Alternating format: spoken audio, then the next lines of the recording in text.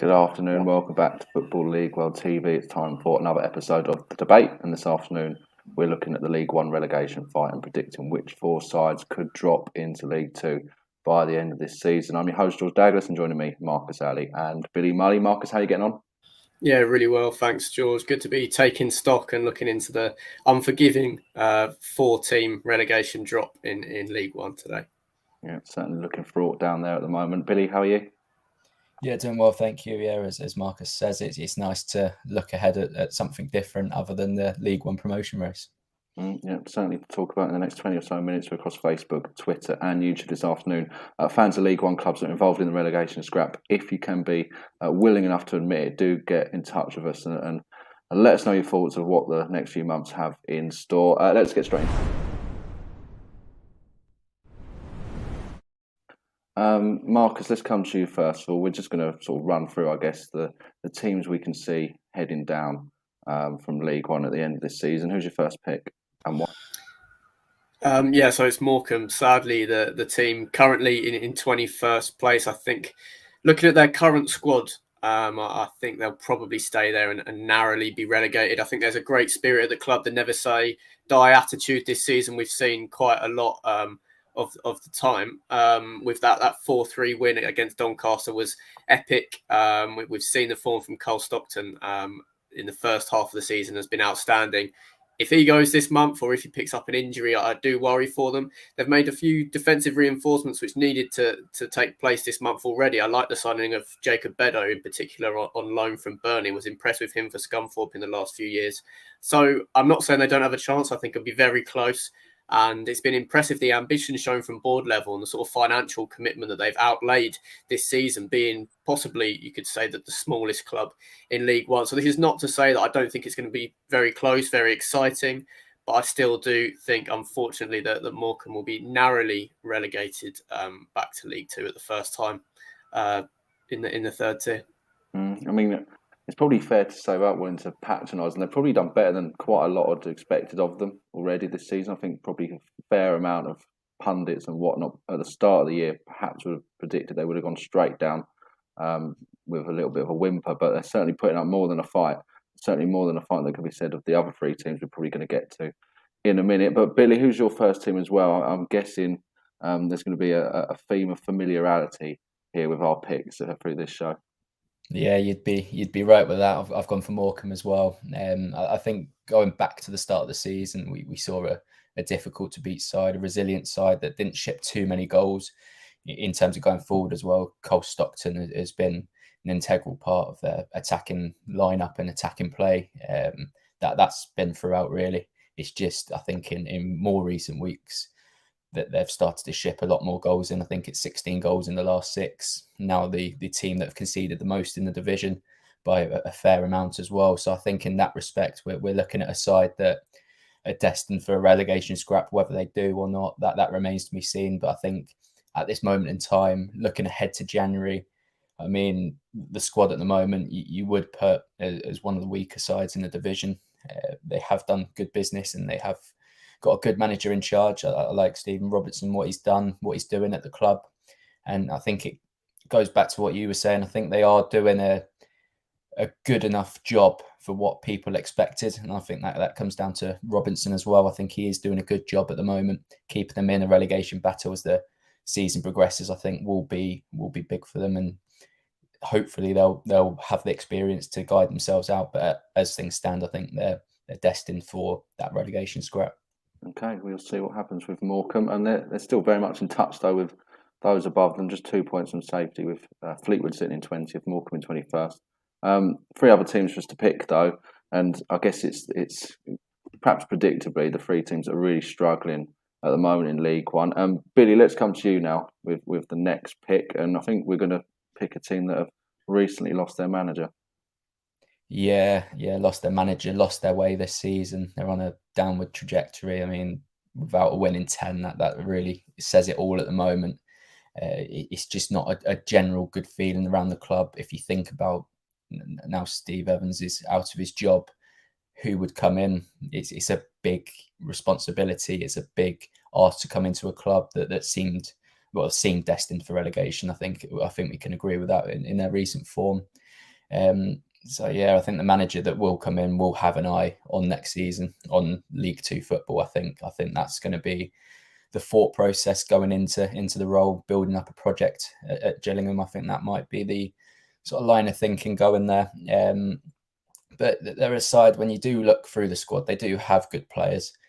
Like Cole Dempsey and Jack Tucker were linked with championship moves at the start of the season. Still players that could perhaps embark on a championship sort of period. Should that opportunity come, they've got the likes of Ollie Lee and Danny Lloyd as well, who bring sort of attacking drive and creativity to their sides. But it's a lack of goals that is their problem at the moment. Defensively speaking, some issues, but it's the scoring of goals that I feel is why they are where they are. And yeah, I think as the season progresses, it's filling that creative void, making sure they are creating enough chances to win games as that could be what happens, and that could be the difference between relegation and just about staying up for me. Marcus, you've got Gillingham on your list as well. The problems there kind of go past the managerial situation, though, don't they? I mean, you only have to look at what gets said on social media, particularly after the removal of Evans and his assistant Paul Rayner. There's members of the boardroom, I think it's fair to say, that Gillingham fans aren't particularly too happy with as well.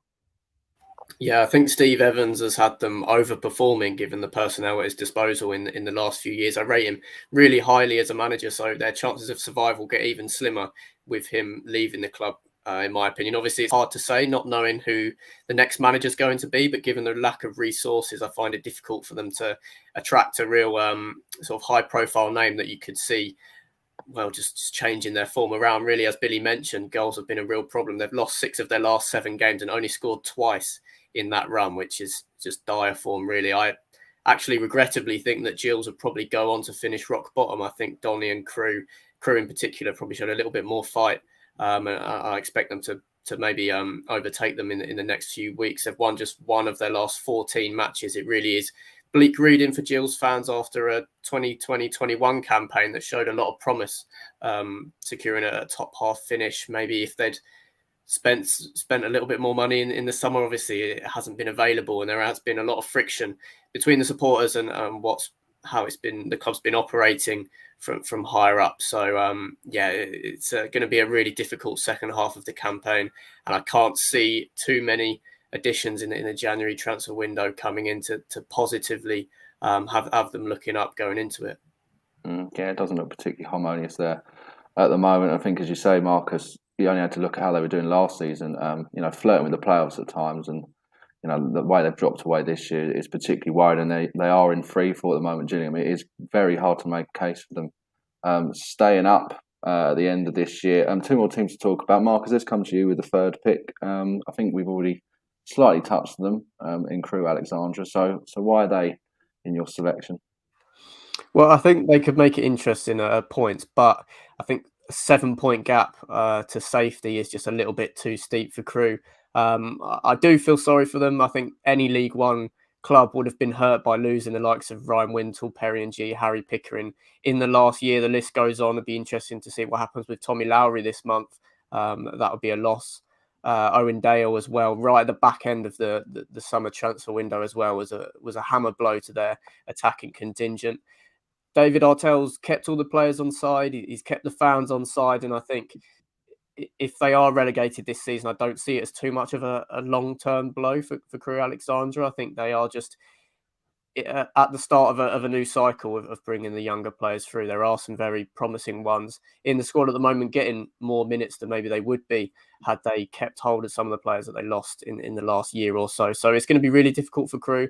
They're on probably the best form out of any side in the current bottom 4. I'm sure they'll stick with David Artell, even if they are cut adrift a bit further. But there's been some positives in recent performances in the last couple of months that have shown some fighting spirit. I think that they could potentially get in touch and distance at some point and make it interesting. Definitely clubs just above the bottom 4 are no great shakes at the moment either. So I think they'll make it interesting at some point, but ultimately I just don't think they'll have enough. They'd have to have an extremely good January transfer window to convince me otherwise.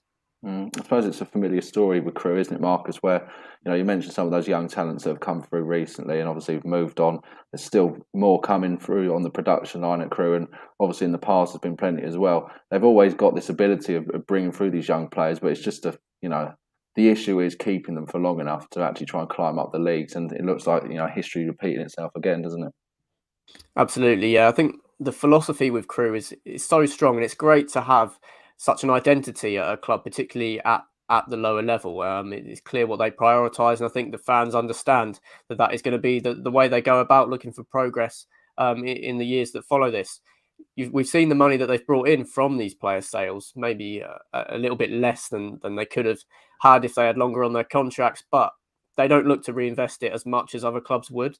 That they just look to plough that money back into the youth setup and hope that the next sort of Charlie Kirk and the likes will be able to push them back up from League Two in the future. So I think David Artell is a good and positive figure of stability at the club, and I definitely think they'll have a more successful second half of the season than they have had the first, and will trim that gap. But yeah, it is so something that's happened in the past is cropping up again. But I think Crewe are kind of used to it by now, and the expectations going into this season with the players that they lost make their league position a little bit less of a surprise than maybe the other clubs that we're talking about today. Billy, the Railway men are on your list as well, aren't they? What's your thinking behind that? I think just solely looking at what's gone on so far and looking at their defensive line as well, it's a very young defensive back line where you're fighting for survival. You tend to need experience, and the fact that experience is sitting on the bench in Donovan Daniels is quite an interesting selection. But I think it just goes to show again the point that Marcus has been making, the talent that they do have coming through the academy, and that as we've spoken about there, that's a continuous thing. It's been happening for years, and that's why I think, as we've alluded to there, that Crewe fans will not be too disheartened by anything at the moment, because they know they've got that belief that academy will continue to deliver, and that's a sustainable approach to football that's been working for them for years. I think in the context of this season, I think it's clear to see where the issue is. It's 2 points in 9 games, against the top 10 this season, competing against those teams with the massive budgets, and the teams that are expected to go on and do very well has been their issue. But yeah, as we say, I don't think it's not going to be too disheartening for fans when they won League Two, that they sort of had their setbacks the season before, but they managed to compile a squad full of talent, exciting brand of football, like Charlie Kirk coming through, Wintle, Pickering, Perry NG as well. Some very, very good players that they can be confident of producing again, similar players as the years go by. Yeah, it certainly looks. I think of when you see a club get relegated, you always want to see a bit of stability there. And Crewe, it looks like they have got that element as well. So, like you say, although it'd never be nice to suffer a relegation to League Two, if and when it does happen this year, you'd always bet them to be challenging up near the sharp end of the 4th tier pretty soon after this season. One final team to talk about. Then let's come to you, Billy, first of all, with this one. They've been down near the bottom pretty much all season, and it's kind of been odd to see them down there as well, given how they've challenged in recent years up at the other end of the League One table. But it's Doncaster Rovers, isn't it? Yeah, it's quite strange. Quite a lot of the clubs we are talking about are teams that have challenged for the playoffs in recent seasons. We spoke about it with Gillingham, Doncaster, another club like that. Crewe again had a decent enough season last time out. It's just this season, I don't know if these clubs are suffering from the financial superiority that the clubs do have in the top end of the division. But that remains to be seen. I think looking solely at the strength of the squad at Doncaster, it does not justify at all them sitting bottom. Got some really exciting young players, some highly rated young players as well that at the club and seem to be doing okay. It seems because they are sitting bottom, these young players are not impressing or not progressing, but I don't think that's the case at Doncaster. I think some of these young players are proven to be integral figures in that squad, and I think it's a little bit similar to Crewe, where this lack of experience, I think, is paving the way to to them sitting in the place that they are. You look at Crewe again as the example. Those teams are very, very similar in the way they set up, in the way that they play football. Football is prioritised by Gary McSheffrey there, and I think that's going to continue. Could come to their detriment as they try and battle away. But again, another club that I'm not too. If they do get relegated this season, I think they've got that sort of sustainability factor, that stability factor that could go on to bode well for them coming back up the league, I think. Yeah, but again, looking at current form, and their position right now, it's their away form that looks pretty dire. You look to the 4-3 against Morecambe, and that will be a big knock on the confidence. 3-0 up, and again, I think that points to the lack of experience within the squad. Yeah, I mean, Marcus, we've seen Doncaster change their manager not too long ago, but hasn't really been much in the way of a new manager bounce, has there really? And, you know, I've been thinking a lot this season, eventually it'll turn around at Doncaster, but the longer it goes on, you do really start to fear for them, especially given where they are now in the table. Yeah, they have been on a steady sort of decline since Darren Moore left the club last season. I think the events of the second half of last term and the first half of this one just goes to show what an outstanding job Grant McCann and Darren Moore did at the club, and how loan players that they were able to bring in really did help them punch above their weight compared to the rest of the squad in recent seasons. The bottom line is their attack is by far the worst in the division. When you're 9 points from safety, it's not possible to just tighten up defensively and bridge that gap. So sadly, it does look very bleak for Doncaster. They're 2 points off of 23rd place, so they are currently sort of stuck to the bottom. There have been some positives, I suppose. Getting 3-0 up in a game for the first time this season, it has to be a positive when they played Morecambe, but that mental fragility, it turns out that result would probably have hurt them more than any other this season. They have been on the back of some thrashings as well. I, for one, was enthused by their summer transfer business. I thought they brought in some excellent players. The likes of Geordie Hawula up front had a decent record, but he hasn't been able to make it happen. And similar to you, George, I was more waiting for it to click under Richie Wellens. I saw that squad, I saw the manager, and thought they could have a positive season. Maybe not as good as they have had in the years before, but definitely not anywhere near as bad as this. They don't seem to be panicking from board level.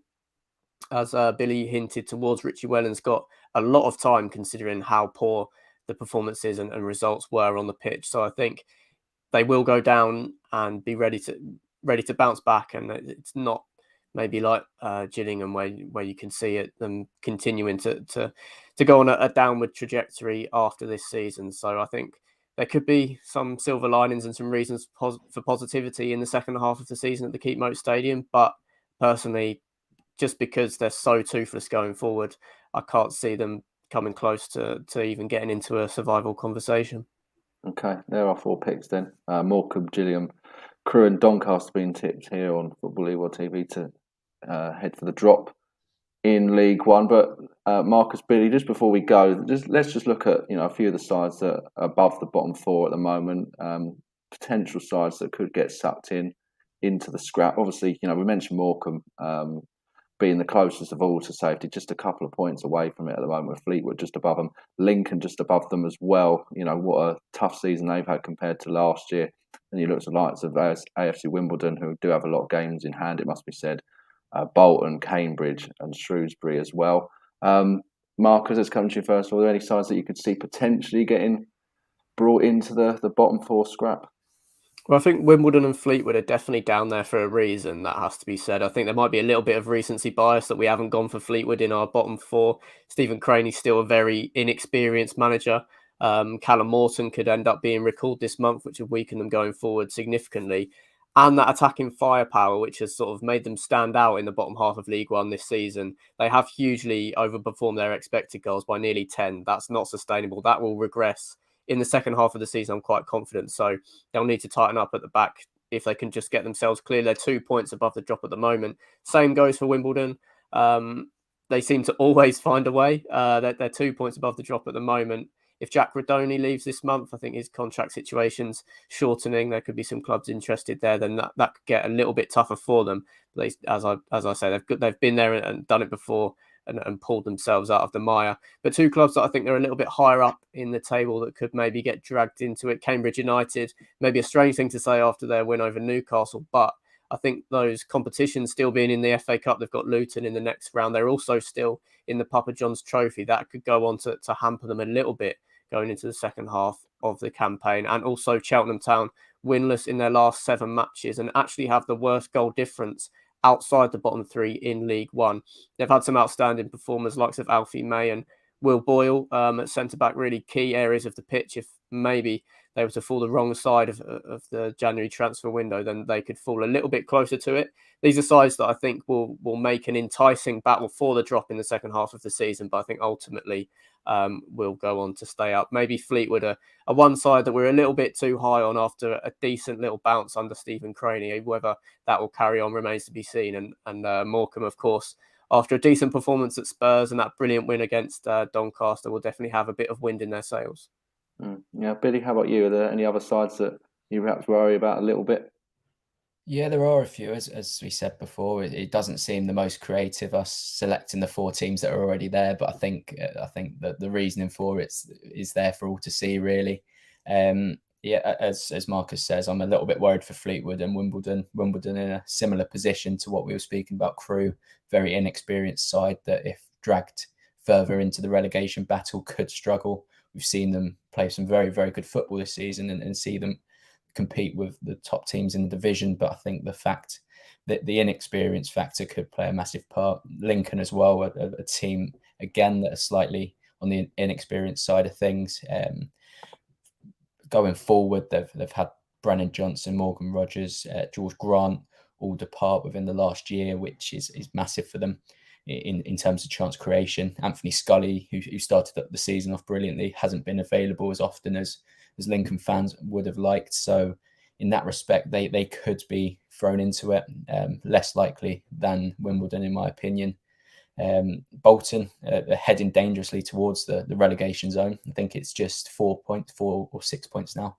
To think we were considering them as playoff contenders as the season started, it just shows that pretty much the size of the fall in terms of their fall to where they are now. And then Cheltenham, yeah, as Marcus said, they're a side with that goal difference not looking too favourable. If they're dragged into that relegation battle, then that's not going to bode well for them.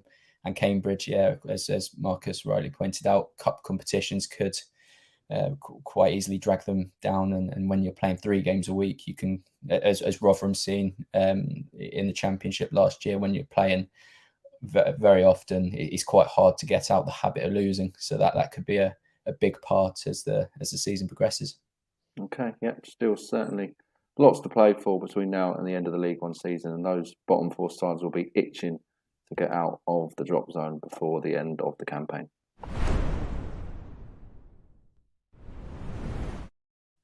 That brings this latest debate to a close here on Football League or TV. Coming up later on the channel at 4 o'clock, one more debate episode, and that's are Chris Wilder's Middlesbrough Premier League bound? Alfie Burns hosting that one. He's joined by Marcus, and Toby Wilding will be there as well. But Marcus, Billy, thanks for joining me this afternoon, discussing all things League One relegation related. Thanks to those that have been watching at home. It has been appreciated. Do subscribe to our YouTube channel, Football League or TV, and do like this video as well. That'll help us as we look to grow this channel. But from myself, from Marcus and Billy, it's bye for now.